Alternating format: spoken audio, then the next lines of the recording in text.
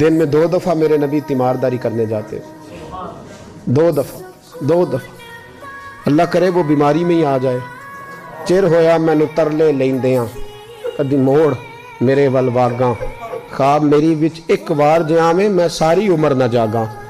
نبی پاک صلی اللہ علیہ وسلم 2 دفعہ تیمارداری کرنے جاتے، 2 دفعہ دن، 2 دفعہ حضور پتہ لے۔ ایک دن حضور شام کو گئے، ان کا ماتھا چوما تو حضور کی آنکھوں میں آنسو آ گئے۔